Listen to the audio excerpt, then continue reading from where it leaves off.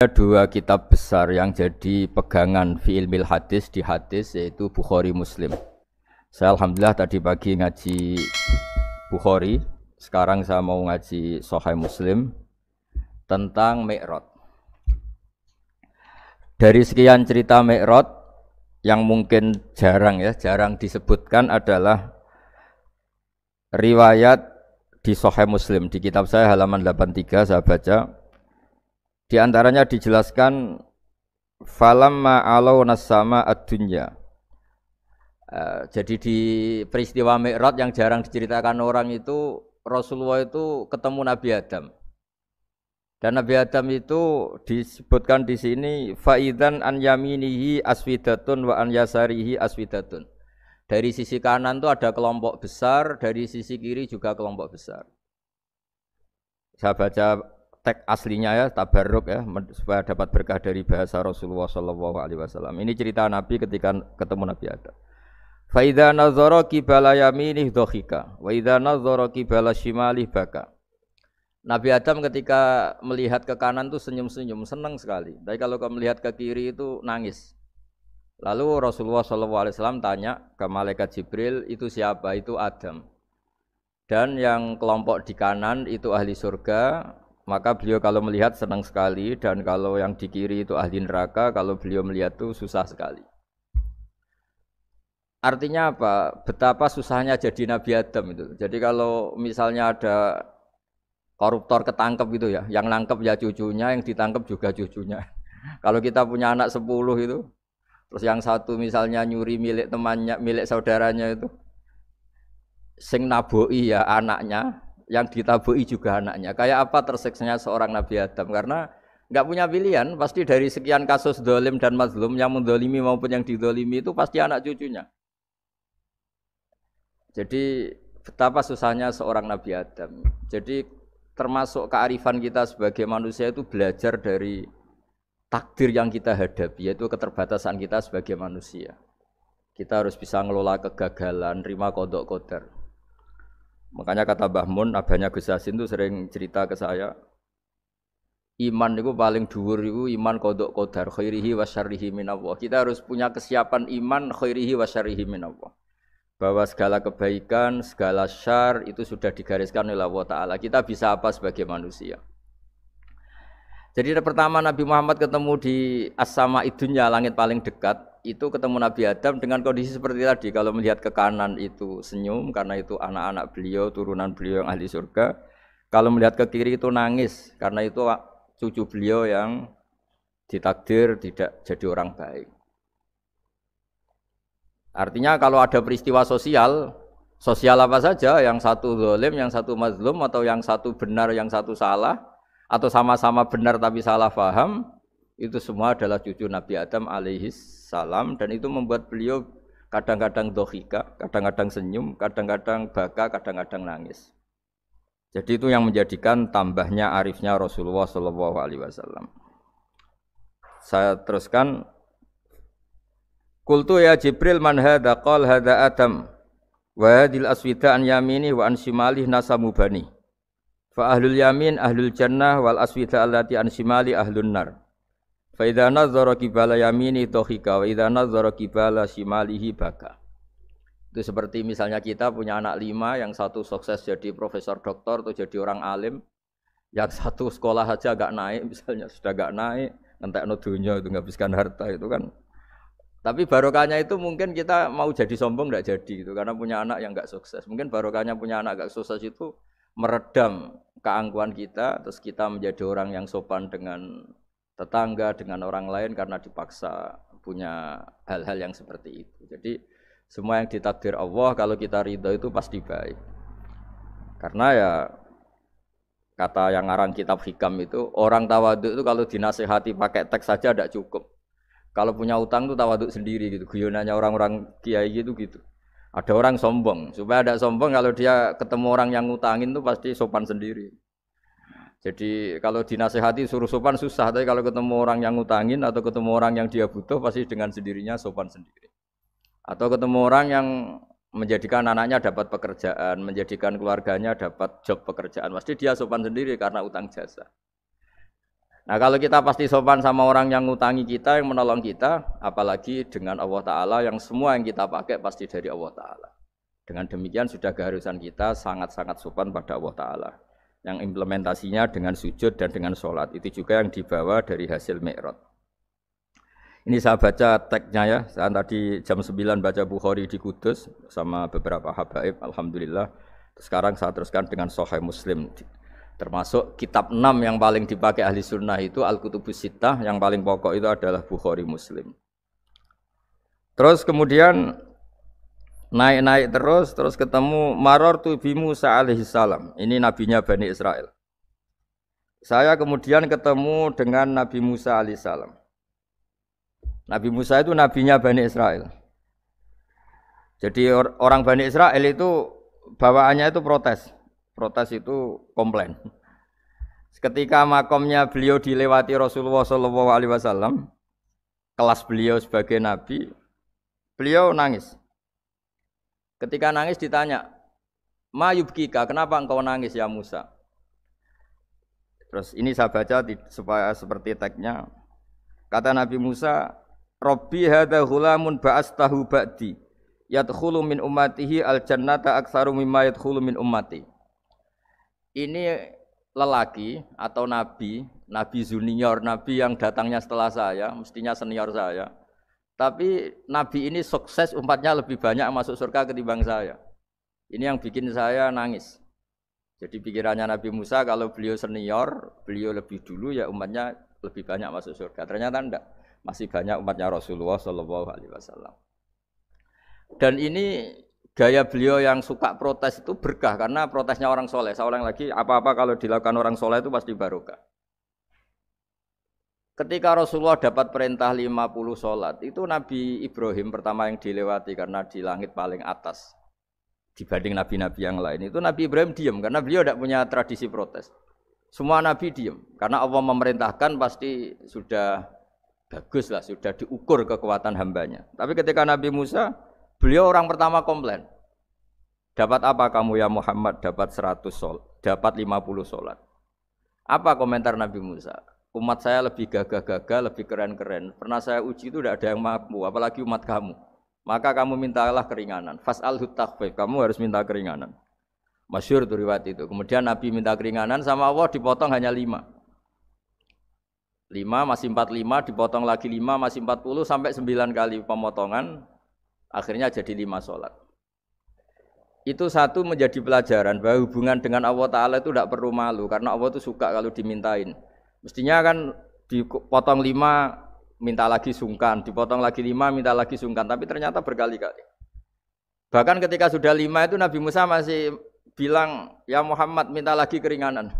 Jadi kalau itu dikabulkan tuh jadi tidak ada sholat itu kalau 5 masih minta.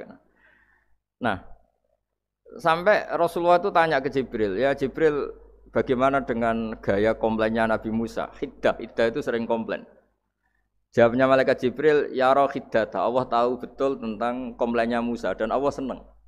Ya karena bawaan beliau begitu.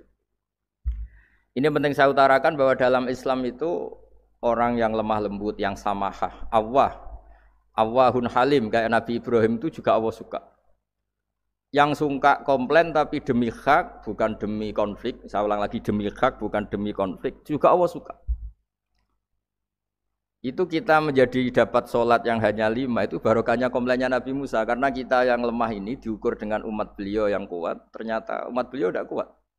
Barokahnya tidak kuat itu dipakai tolak ukur apalagi umatmu ya Muhammad. Kemudian itu yang menjadikan Nabi sebagai orang yang sangat tawaduk karena yang merintahkan itu senior. Meskipun kita tahu Nabi Muhammad itu Sayyidul Awwalin wal Akhirin, tapi secara lahir, secara jusmani beliau lahir paling belakang dan secara lahir juga beliau Nabi paling terakhir. Jadi secara hukum adab beliau harus sopan. Tentu sopan itu jadi panutan kita. Meskipun kita tahu hakikat beliau adalah Sayyidul Awwalin wal Akhirin secara hakikat. Nanti kita bicara lebih jauh tentang jusmani dan ruhani. Nah akhirnya keturutan sampai 5 sholat yang kita lakukan sekarang itu barokahnya komplainnya Nabi Musa. Banyak di cerita-cerita kitab hadis Ketika Nabi Musa ngaji sama Nabi Khidir, itu komplainnya Nabi Musa menjadi fikih yang luar biasa, kata kitab Ibnu Hajar Al-Asqalani Fathul Bari. Ketika beliau ngaji sama Nabi Khidir, kemudian Nabi Khidir itu dipinjemin perahu sama masyarakat. Sudah dipinjemin karena beliau majanan ya, dikasih gratis. Tapi di tengah-tengah perjalanan perahunya itu dilubangi. Nabi Musa komplain, akhirat tahali tukhriqu ahla, masa kamu lubangin padahal kamu naik, nanti gimana, kamu sudah pinjem, nggak bayar, masih ngerusak lagi, itu apa-apaan. Nabi Khidir cari teks saja, ilmu kamu belum cukup untuk menganalisis ini. Begitu juga ada 3 peristiwa yang Nabi Musa itu selalu komplain. Apa yang dikatakan Ibnu Hajar Al-Asqalani itu kitab yang sangat bagus sekali. Justru dengan protes itu Nabi Musa punya kelas di atas Nabi Khidir. Karena orang enggak boleh sukut alal mungkar. Karena secara fikih orang itu enggak boleh mendiamkan sesuatu yang buruk. Kita tahu dalam aturan fikih, di antara kewajiban kita adalah ingkarul mungkar. Mengingkari sesuatu yang memang harus diingkari. Ya meskipun tentu tidak dengan sikap destruktif yang merusak dan apa. Tapi yang enggak baik tentu kita ingkari. Perilaku Nabi Khidir yang melubangi perahu yang tidak miliknya, padahal yang punya perahu sudah menonton, itu perilaku yang enggak baik. Sehingga Nabi Musa protes. Justru protesnya Nabi Musa ini menjadikan beliau selalu di kelas fikih terbaik, yaitu ingkarul mungkar, mengingkari barang yang harus diingkari. Tapi tentu Nabi Khidir juga enggak salah, karena beliau punya perhitungan, di depan nanti itu ada begal-begal, ada kekuatan yang enggak baik, yang selalu akan membegal perahu-perahu yang kondisinya sempurna. Nabi Khidir punya perhitungan, kalau ibarat mobil ini spionnya kok enggak dipecah, enggak diambil, itu termasuk mobil bagus, pasti digarong. Tapi gara-gara spionnya dipecah dulu sama Nabi Khidir, terus depannya dilumuri apa supaya agak menarik, ini selamat. Jadi perhitungannya Nabi Khidir, wa kana wara'uhum maliku ya'khudhu kulla safinatin ghusba. Di beberapa tafsir diartikan safinah ay sholihah, karena di depannya nanti akan ketemu orang-orang yang dolim, yang selalu ngambil perahu-perahu yang bagus. Caranya gimana supaya perahu itu gak diambil? Ya karena mereka hanya ngambil yang bagus, ya dirusak dulu supaya gak bagus. Kalau ya gak bagus nanti lolos dari garong tadi, dari pengambilan secara dolim tadi. Jadi Nabi Khidir gak salah karena ada visi seperti itu. Nabi Musa protes juga gak salah karena memang tugasnya fikih itu ingkarul mungkar, mengingkari barang yang memang gak benar. Nah, di sini seperti yang dikatakan Gus Yassin, kita harus bisa ngelola perbedaan, ngelola beda sudut pandang dan sebagainya. Sehingga kita selalu dapat nikmat Allah Ta'ala, wa allafa baina qulubihim, nikmat yang kita asik, kita hidup asik, nyaman. Doa-doa bapak-bapak saya, guru-guru kita sering ijazahi setiap ketemu teman atau keluarga disuruh berdoa, Allahumma alif baina qulubina wa aslih dzata bainina. Semoga hubungan kita dengan orang lain itu baik-baik saja dan semua konflik kita dibenahi oleh Allah Subhanahu wa taala. Karena kita tidak pernah tahu ya. Kita miskin kadang dianggap problem karena takut membebani tetangga. Tapi kita kaya juga kadang dianggap problem karena orang lain takut kalah dengan kita. Kita tidak pernah tahu cara pandang orang lain. Jadi kadang-kadang kita menang gitu, sama yang senang dikira kita pemikir serius gitu. Tapi sama yang enggak senang dikira kita merengut. Kita guyon, kata yang senang itu luar biasa. Kita dianggap orang yang ceria. Bagi yang enggak senang dianggap arogan. Jadi kita tidak pernah bisa ngelola pikiran orang lain. Nah, barokahnya rahmat Allah yang tidak terbatas kita seperti ini. Dan itu digambarkan oleh Allah Ta'ala ketika ketemu antar Nabi itu. Cara pandang ya beda-beda. Nabi Ibrahim itu kalau melihat orang yang enggak benar, itu ya ngendikane faman tabi'ani fa innahu minni wa man asani fa innaka ghafurur rahim. Ya Allah, yang ikut saya ya karuan kelompok saya, yang tidak ikut saya semoga engkau banyak mengampuni mereka. Nabi Nuh beda sekali cara pandang. Nabi Isa ubudiyah murni. Ketika melihat orang yang enggak benar, beliau tidak ngambil sikap.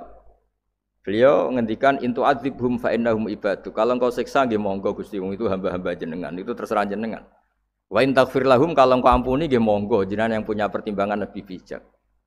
Dan itu yang dalam banyak hadis ketika Rasulullah SAW melihat umatnya di akhir zaman yang macam-macam, Nabi ngambil sikap kayak sikapnya Nabi Isa. Sebagian riwayat Nabi mengatakan fa'aqulu kama qalal abdus soleh.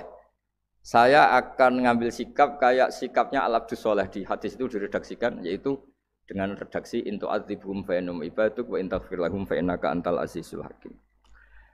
Ya saya teruskan.